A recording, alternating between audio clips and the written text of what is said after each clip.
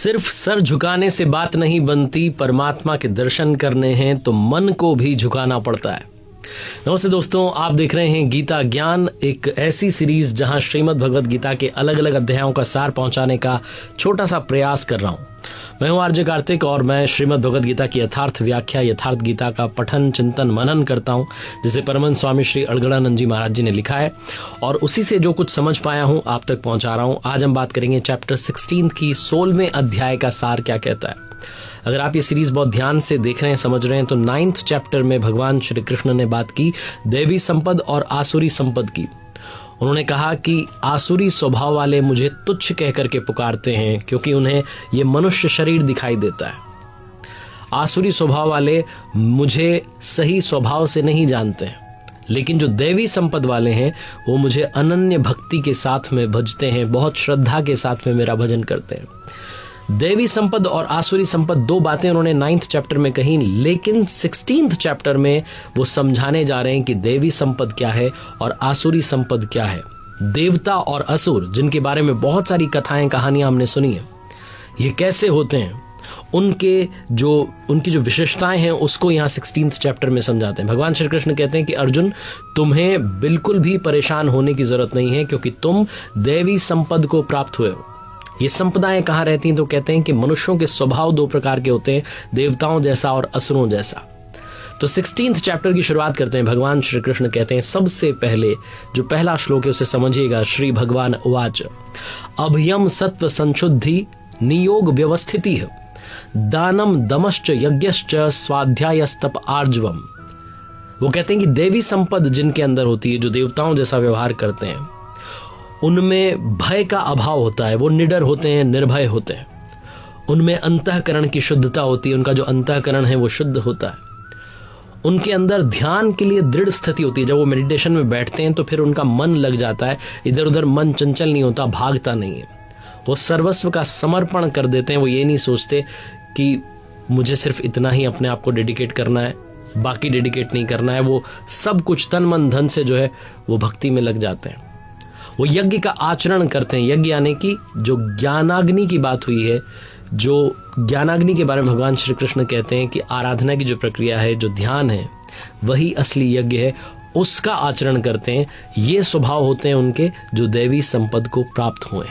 भगवान श्री कृष्ण आगे देवी संपद के और गुण बताते हैं, विशेषताएं बताते हैं। कहते हैं अहिंसा सत्यम क्रोधस त्यागः शांतिरपेशुनम दया भूतेष्व लोलुप्यम मार्दवम हिरचापलम। अहिंसा यानी कि आत्मा का उद्धार करना। पिछले चैप्टर्स में भी हमने डिस्कस किया कि अहिंसा का मतलब सिर्फ ये नहीं कि आप दूसरों को नहीं हानि पहुंचा रहे हैं, दूसरों को नहीं मार रहे हैं। अहिंसा का मतलब ये भी है कि आप अपनी आत्मा को अधोगति में नहीं ले जा रहे हैं, अपनी आत्मा के उद्धार के लिए भी ध्यान कर रहे हैं, भजन कर रहे हैं, प्रभु की भक्ति कर रहे हैं। अहिंसा सबसे बड़ा गुण होता है। इसके साथ ही देवी संपद को जो प्राप्त होते हैं पुरुष, जिनमें नर नारी दोनों आते हैं, उनमें गुस्सा नहीं होता है। वो उनका जो चित्त है वो स्थिर होता है, वो चंचलता से थोड़ा दूर रहते हैं। जो लक्ष्य के विपरीत निंदित काम है, जो बुरे काम है, उनको नहीं करते हैं। वो सब प्राणियों में दया भाव समभाव रखते हैं। वो व्यर्थ की चेष्टाओं में नहीं पड़ते हैं। आगे कहते हैं तेजः क्षमा पतिः शौचम द्रोहो नाति मानिता भवंती संपदम देवीम भिजातस्य भारत। भगवान श्री कृष्ण कहते हैं कि तेज जो है, जो एकमात्र ईश्वर में है, उसके तेज से जो कार्य करता है, ये गुण भी देवी संपद को प्राप्त हुए पुरुषों में, नर नारी में होते हैं। कहते हैं भगवान गौतम बुद्ध की जब दृष्टि पड़ी तो अंगुली माल के विचार बदल गए थे। भगवान श्री कृष्ण इस श्लोक में कहना चाहते हैं कि क्षमा, धैर्य, शुद्धि, किसी के लिए शत्रु भाव नहीं होना, अपने में ही सर्वश्रेष्ठ होने का जो भाव होता है उसका हमेशा अभाव होना, ये नहीं मानना कि मैं ही सर्वश्रेष्ठ हूं। ये सारे के सारे जो गुण हैं, लक्षण हैं, ये देवी संपद को प्राप्त पुरुषों के, नर नारी के होते हैं।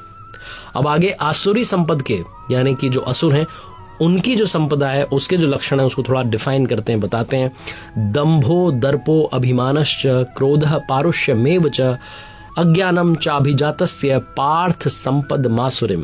कहते हैं पार्थ, पाखंड, घमंड, अभिमान, क्रोध, कठोर वाणी और अज्ञान, ये जो हैं ये मेन सिम्टम्स हैं आसुरी संपद के, प्रमुख लक्षण हैं। ये जो दोनों संपदाएं हैं, देवी संपद और आसुरी संपद, ये रहती है हमारे हृदय में ही है।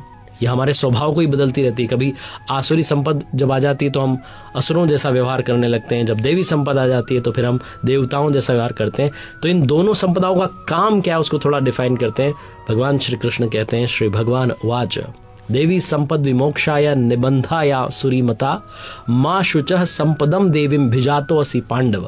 ये जो दो प्रकार की संपदाएं कही गई हैं, इनमें जो देवी संपद है वो विमोक्षाय विशेष मोक्ष के लिए है, और जो आसुरी संपदा है जिसके बारे में बात की, घमंड, क्रोध, कठोर वाणी, अज्ञान, ये सब बंधन के लिए मानी गई हैं।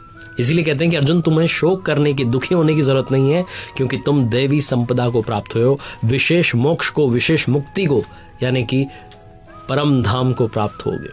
अब इन संपदाओं के बारे में बताते हैं कि रहती कहाँ है।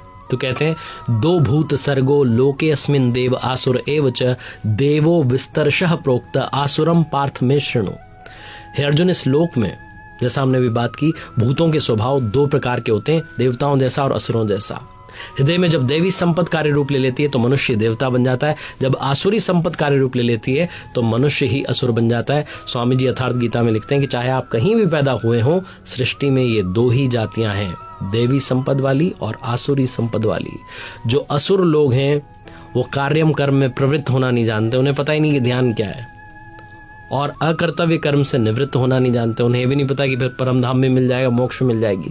ना उनमें शुद्धि है, ना आचरण है, ना सत्य है।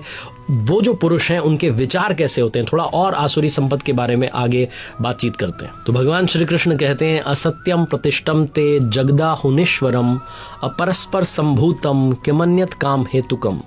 ये जो आसुरी स्वभाव वाले मनुष्य होते हैं ना, ये कहते हैं कि जगत आश्रय रहित है, झूठा है, बिना ईश्वर के, अपने आप ही स्त्री पुरुष के संयोग से उत्पन्न हुआ है, इसलिए सिर्फ भोग भोगने के लिए ऐसी उनकी फिलॉसफी होती है, और इसकी वजह से उनका स्वभाव नष्ट हो चुका है। वो मंद बुद्धि हैं, क्रूर कर्मी हैं, सिर्फ जगत का नाश करने के लिए उत्पन्न होते हैं। प्रभु आगे कहते हैं, काम वाश्रित्य दुष्पूरम दंभ मान मदान्विता मोहाद गृहीत्वा सद्ग्राहान प्रवर्तन्ते अशुचिव्रता। वो जो आसुरी स्वभाव वाले मनुष्य हैं वो दंभ में, घमंड में, मान में, मद में युक्त होकर के किसी भी प्रकार से पूर्ण ना होने वाली जो कामनाएं हैं उनका सहारा ले लेते हैं। अज्ञान से जो उन्होंने गलत सोच डेवलप कर ली है, उससे जो मिथ्या सिद्धांत हैं, जो गलत फिलॉसफी है, उसको ग्रहण कर लेते हैं और फिर इस संसार में बरतते रहते हैं। वो व्रत भी करते हैं लेकिन भ्रष्ट व्रतों से युक्त हुए हैं, इसलिए वो भ्रष्ट व्रतों से युक्त हुए जो हैं उनको तू असुर जान। वो सब ड्रामा करते हैं, वो सिर्फ दिखावा करते हैं, वो सिर्फ छल करते हैं। अब आपके मन में ख्याल आ रहा होगा, विचार आ रहा होगा कि रावण भी अति बुद्धिमानी था, बहुत ज्ञानी था, लेकिन वो भी भ्रष्ट व्रतों वाला था। वो दिखावे के लिए कर रहा था, वो दंभ के लिए कर रहा था, वो घमंड के लिए सारे आचरण कर रहा था। आगे भगवान यहाँ कहते हैं, चिंताम परिमेयाम च प्रलयांताम उपाश्रिता कामोपभोग परमा एता वदिति निश्चिता। ये जो आसुरी संपद वाले, जो आसुरी स्वभाव वाले मनुष्य हैं, ये अंतिम श्वास तक बिना मतलब की चिंताओं को लिए रहते हैं, और जब ये रस भोगते हैं तो आनंद मानते हैं। इनका कहना है कि जो संसार है सिर्फ मजे लेने के लिए, मस्ती करने के लिए, मौज करने के लिए है, स्त्री पुरुष के संयोग से उत्पन्न हुआ है, इसके आगे कुछ नहीं है। ये जो लोग होते हैं आसुरी स्वभाव वाले, ये धन कमाने के लिए रात दिन गलत काम कर रहे होते हैं। इन्हें लगता है कि मैंने आज ये पा लिया, कल वो पालूंगा, मेरे पास इतना पैसा है, कल और हो जाएगा, ये मैंने मार दिया, उसको मैं मार दूंगा। इस तरीके के बहुत अज्ञानी जो विचार हैं उनको अपने दिमाग में भर के रहते हैं। ये अपने आप में घमंड रखते हैं, मैं बहुत पैसे वाला हूँ, बड़े कुटुंब वाला हूँ, मेरे जैसा कोई नहीं है, मैं यज्ञ दान दूंगा। इस प्रकार के अज्ञान से हमेशा मोहित रहते हैं। तो क्या यज्ञ और दान भी अज्ञान है? इसके बारे में चैप्टर 18 में बहुत अच्छे से भगवान श्री कृष्ण ने विस्तार से बताया, तो उसको भी आप समझिएगा। भगवान श्री कृष्ण कहते हैं कि इतने सब पर भी वो रुकते नहीं है, वो बहुत सारी भ्रांतियों के, बहुत सारी गलत विचारधाराओं के शिकार रहते हैं। बहुत प्रकार से उनका जो चित्त है वो भ्रमित हो चुका है, वो मोहजाल में फंस चुके हैं, वो विषय भोगों में आसक्त हो चुके हैं, बहुत इंटरेस्ट रखते हैं। ऐसे जो स्वभाव वाले, आसुरी स्वभाव वाले मनुष्य हैं वो अपवित्र नरक में गिरते हैं। अभी आगे भगवान बताने वाले हैं कि नरक क्या है। वो कहते हैं कि ये जो आसुरी स्वभाव वाले हैं दूसरों की निंदा करते हैं, अहंकार रखते हैं, बल का जो है बहुत अहंकार है इनको, पैसे का बहुत अहंकार है, घमंड, कामना, गुस्सा करते हैं, और दूसरों के शरीर में जो परमात्मा है यानी कि मैं स्वयं वहां विराजित हूं, उससे द्वेष करने वाले हैं। ये शास्त्र विधि से जो सुमिरन करने की बात कही है, ये यज्ञ की, उससे भी द्वेष रखते हैं, ये उस विधि को त्याग करके कुछ न कुछ करते हैं, लेकिन सिर्फ दिखावा करते हैं, ये सही विधि का आचरण नहीं करते हैं। तो भगवान कहते हैं कि ऐसे आसुरी स्वभाव वालों का मैं करता क्या हूं। तान हम दुष्टः क्रूरान संसारेषु नराधमान क्षिपाम्य जस्त्रम शुभा ना सुरिष्वेव योनिषु।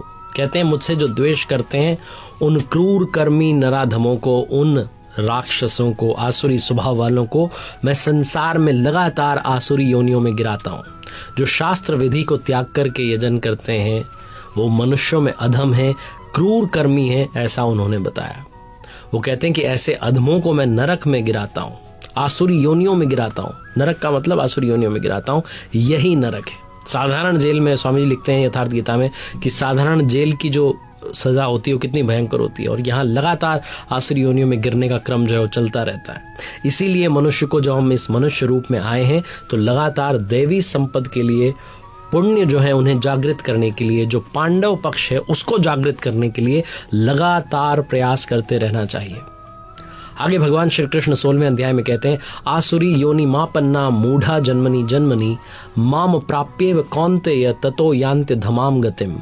कहते हैं कौन्तेय है, पार्थ है, अर्जुन, जो मूर्ख मनुष्य हैं वो जन्म जन्मांतरों तक आसुरी योनि को ही प्राप्त होता है, मुझे नहीं प्राप्त होकर के बल्कि और नीचे की योनियों में पहुंच जाता है। जिस गति को प्राप्त होता है, निचली गति को, उसे नरक कहा गया है। अब ये नरक जो है इसका उद्गम क्या है, कहाँ से ये आता है, कैसे ये आता है? तो कहते हैं त्रिविधम नरकस्येदम द्वारम नाशन मात्मनः कामः क्रोधस तथा लोभस तस्मादे तत्त्रयम् त्यजेत। क्रोध और लोभ ये जो हैं नरक के मूल द्वार हैं, आत्मा का नाश करने वाले हैं, उसको अधोगति में ले जाने वाले हैं।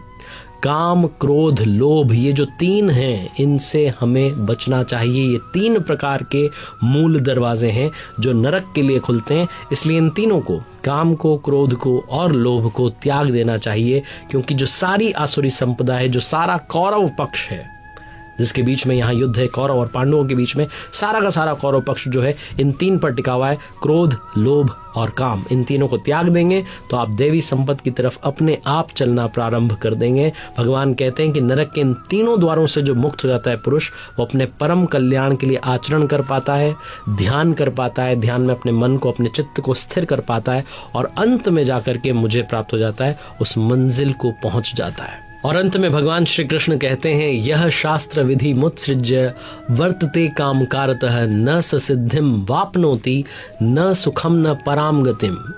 जो भी मनुष्य, जो भी नर नारी इस शास्त्र विधि को त्याग कर, शास्त्र कौन सा? इति गुह्यात्तमम शास्त्रम मिद मुक्तम मया नघ। गीता जो स्वयं में पूर्ण शास्त्र है, इस विधि को त्याग कर जो यहाँ बताई गई है, अपनी इच्छा से बरतता है, अपने तरीके से जीवन यापन कर रहा है, वो ना तो सिद्धि को प्राप्त हो रहा है, ना परम गति को प्राप्त हो रहा है, और ना सुख को प्राप्त हो रहा है। उसके लिए वो जो नरक के दरवाजे हैं, वो जो तीन रास्ते हैं, तीन द्वार हैं, वो खुल चुके हैं। इसीलिए क्या करूं क्या ना करूं, इस अवस्था में अर्जुन को कहते हैं कि तुम इस शास्त्र को ही प्रमाण मानो, और शास्त्र विधि जो है, जो रास्ता बताया गया है ध्यान करने का, मेडिटेशन करने का, उस पर चलना शुरू कर दो। इस 16th चैप्टर में देवासुर संपद विभाग योगो नाम इसका नाम रखा गया है। इस 16th चैप्टर में, 16वें अध्याय में देवी और आसुरी दोनों संपदाओं को बहुत डिटेल से डिफाइन किया गया है, इसलिए इसका नाम रखा गया है देवासुर संपद विभाग योगो नाम षोडशो अध्याय। देखते रहिए मेरे साथ हर बुधवार सुबह 9:30 बजे श्रीमद् भगवद गीता के अलग अलग अध्यायों का सार, 17वें अध्याय का सार अगले बुधवार आप तक पहुंचाने का प्रयास। अगर आप घर बैठे और विस्तार से श्रीमद् भगवद गीता पढ़ना चाहते हैं, उसकी यथार्थ व्याख्या पढ़ना चाहते हैं, तो यथार्थ गीता आप अपने लिए मंगवा सकते हैं। www.यथार्थगीता.com से आज ही अपने लिए फ्री कॉपी ऑर्डर कीजिए, जिसे लिखा है परमहंस स्वामी श्री अणगणानंद जी महाराज जी ने। जय गुरुदेव, जय श्री कृष्णा, प्रभु कृपा बनी रहे।